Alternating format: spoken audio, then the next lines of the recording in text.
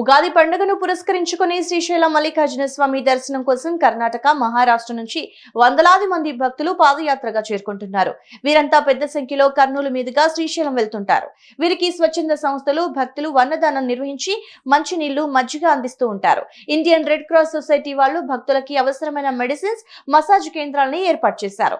పాదయాత్రగా వస్తున్న వారి కోసం 7 కేంద్రాలను ఏర్పాటు చేసినట్లుగా రెడ్ క్రాస్ సొసైటీ జిల్లా అధ్యక్షులు డాక్టర్ గోవింద్ రెడ్డి తెలిపారు. దూర ప్రాంతాల నుంచి నడుచుకుంటూ వస్తున్నందుకు వారికి కాళ్ల నొప్పులు ఉంటాయంటూ అందుకే మసాజ్ సెంటర్లు ఏర్పాటు చేశామని తెలిపారు.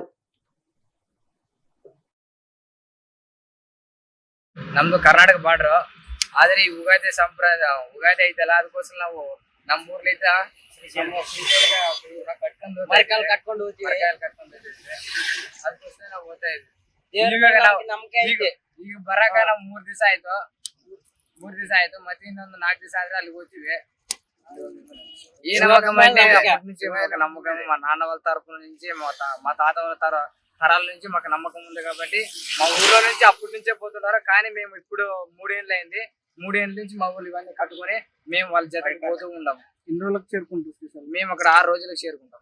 నమ్దు కర్ణాటక బార్డర్ అదే